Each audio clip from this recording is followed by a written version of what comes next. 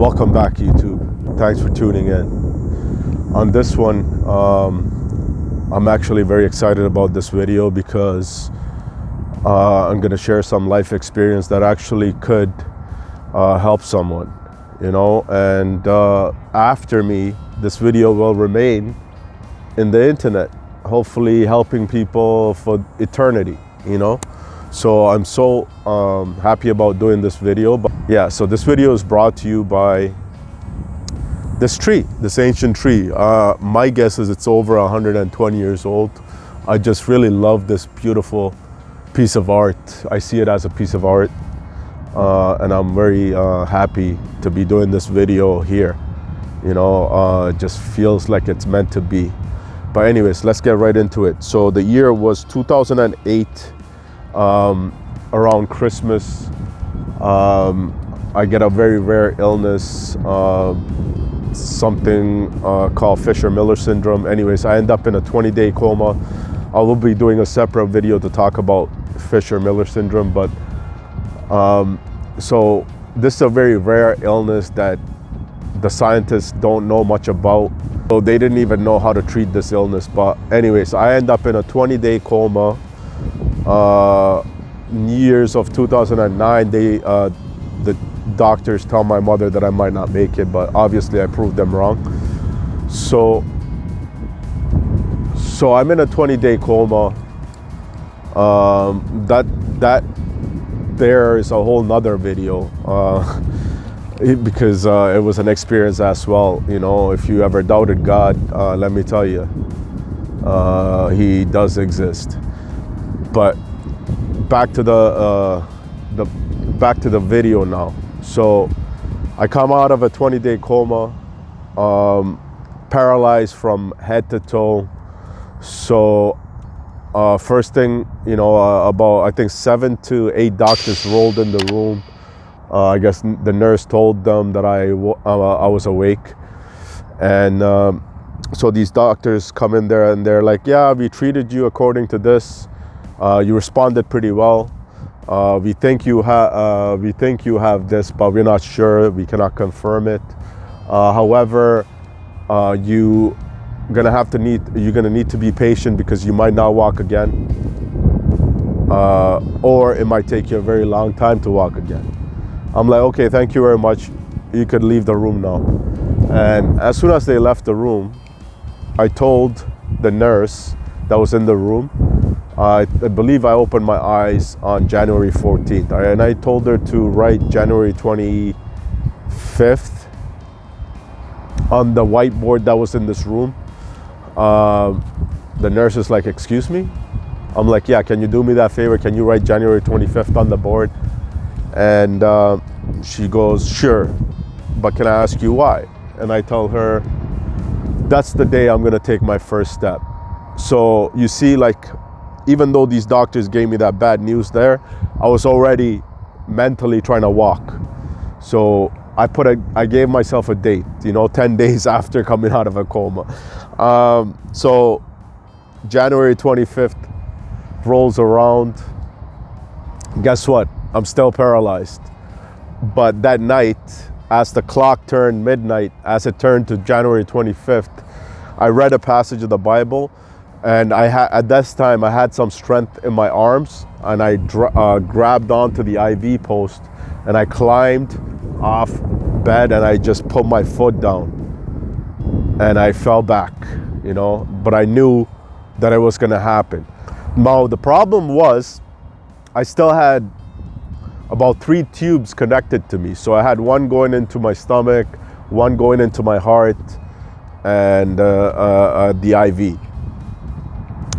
And every morning the doctors would ask me, "What can we do for you to make your stay better?" And I would tell them one thing.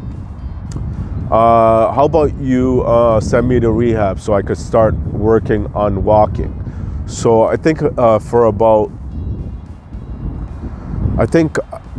about 2 weeks after coming out of coma, I had to battle with the doctors on site to send me to rehab. Then finally, I got so mad that when the doctor asked me what can we do, I was like, how about you get me the hell out of here, like in anger, out of rage. So they finally got the tubes out and they shipped me out to rehab. And so I get to rehab, I'm still not able to walk, right? And they wheelchair me into my unit, my room. But let me tell you, when I was at the rehab center, I still felt very blessed compared to some of the individuals that I was seeing in there, because they were missing limbs, you know, like they had no feet. Like I at least had my physical feet or my legs. So when I seen these individuals with missing limbs and everything, you know, I felt really bad for them, because I was still hopeful that I was going to walk again. But these guys, you know, so it was very tough for me to see these individuals. And this goes with any task on hand. For example, you want to get a company out, you want to start a business. You talk to your friends, they're going to say, oh, it's going to fail, it's a bad idea. So if you have an idea, just go out and try it. Go out and fail. Because whatever you learn from that, or you can use it for the next task that's going to come your way. So there's no losses there. So what I did was, I was getting a lot of visits, friends, family, day, night, mornings, too many visitors. So the first week, yeah, I took the visitors, whatever, but I told everybody, please, next week, don't come here. Please don't come here. Next week, don't come here. Please don't come here. I told everybody, my mother, my family, my friends, everybody. So now I went into pure focus. I isolated myself and I refused to get on the wheelchair, because I didn't want to accept the fact that I'm going to get around in a wheelchair. So I refused to get on the wheelchair. I had to ask people to carry me, pretty much, right? So I didn't get on the wheelchair. I isolated myself. I canceled all the noise from the people, whatever. It took about 4 or 5 days to myself, and I was reading a lot, focused. I focused on standing up. That's all I kept thinking in my head. You know, when am I going to get up? And there was a lot of confusion, because this rare illness came out of nowhere when I was like really living very healthy, you know. So it was, I was dealing with a lot of confusion. And I had a girlfriend prior to going into the coma. Then when she seen that everything was going bad, I guess she thought I wasn't gonna make it, and she packed it up and left. So I was dealing with a lot of confusion, a lot of emotions, you know, and like the warrior inside of me came out. And this is why I hold on to that traumatic experience for most of my life, because that's where I got a lot of strength from, or a lot of learning, or a lot of the abilities that I have with me to this day, I got from that incident, or that time in my life. You know, so the warrior came out and somehow figured out a way to get it. And the following week, I got a visit from my cousin, and at the same time, I had the urgency to stand up. You know, God works in mysterious ways. I was praying a lot. I was asking God, actually, why? Why did this happen to me when I was doing everything properly? So there was a lot of confusion, but I understood why it happened. It actually made me the strongest person that I am today. You know, so I wasn't mad at God. I was actually very grateful that I went through this, because now I feel that I could accomplish anything that I want, you know, because of that. So this is what you have to understand. Sometimes difficult situations happen to you to make you better, you know. So be grateful sometimes of these situations that you encounter, you know, because you'll come out a much better person after dealing with that situation. And this is the the mysterious way the universe works. So yeah, now back to, yeah, my cousin showed up and I had this urgency to get up. I have these railings that go all around the place.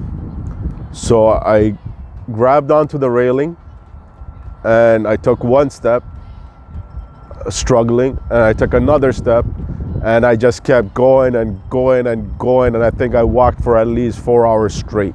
So the whole situation took about, after leaving the hospital, another 2 to 3 weeks, and I was walking.